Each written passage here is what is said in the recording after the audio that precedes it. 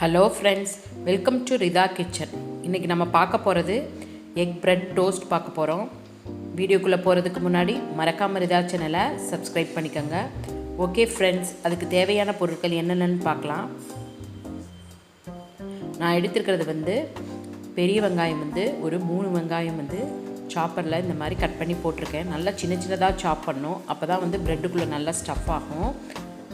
Bread நான் இன்றைக்கி எடுத்துருக்கிறது மைதா bread எடுத்திருக்கேன். நீங்கள் வேணால் கோதுமை ப்ரெட் எடுத்துக்கலாம். இந்த மாதிரி ஸ்லைஸ் இந்த மாதிரி ப்ரெட் எடுத்துட்டோம்னா நம்ம ப்ரெட் ஆம்லேட் போடும்போது நமக்கு நல்லா வேகும். ஒரு பச்சை மிளகா, கொத்தமல்லி தழை கொஞ்சம், 4 முட்டை எடுத்துருக்கிறேன். நம்ம வெங்காயமெல்லாம் சாப் பண்ணி இதில் போட்டு நல்லா மிக்ஸ் பண்ணணும். இப்போ வெங்காயமும் கொத்தமல்லி தழை, பச்சை மிளகாலாம் எல்லாம் போட்டு நல்லா சின்ன சின்னதாக சாப் பண்ணலாம். நல்லா சின்னதாக சாப் பண்ணால் தான் நம்ம ப்ரெட் மேலே அப்ளை பண்ணும்போது நல்லா வேகும். அதனால் சின்ன சின்னதாக நம்ம சாப் பண்ணிக்கணும்.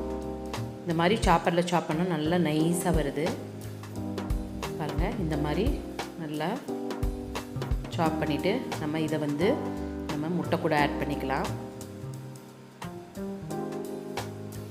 நம்ம எவ்வளோ வெங்காயம் போடுறோமோ அவ்வளோ நல்ல டேஸ்ட்டாக இருக்கும். இப்போ இது கூட உப்பு தேவையான அளவு,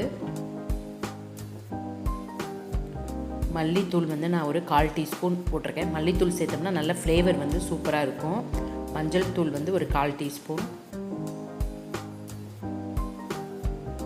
மிளகாய் தூள் ஒரு 3/4 டீஸ்பூன். நம்ம காரத்துக்கு தகுந்த மாதிரி போட்டுக்கலாம். நமக்கு இது பெப்பரும் போட போகிறோம். பெப்பர் ஒரு 1/2 டீஸ்பூன். பெப்பர் போட்டால் நல்லாயிருக்கும். சீரகத்தூள் ஒரு 1/2 டீஸ்பூன்.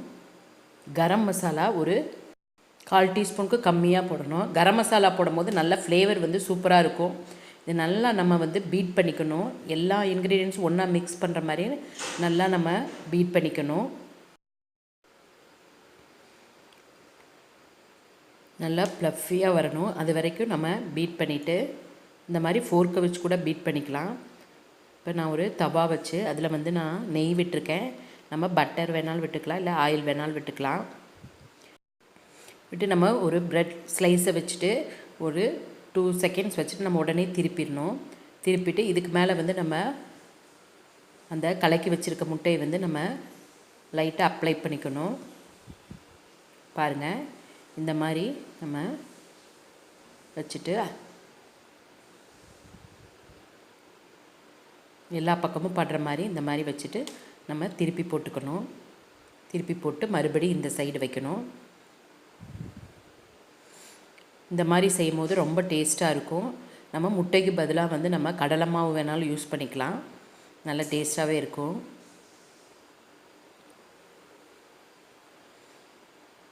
நம்ம இதை சிம்மிலே வச்சு தான் நம்ம வேக விடணும்.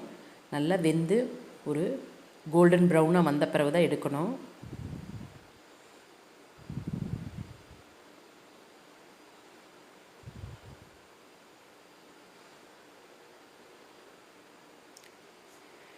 இது வேகிறதுக்கு ஒரு 2 மினிட்ஸ் ஆகும்.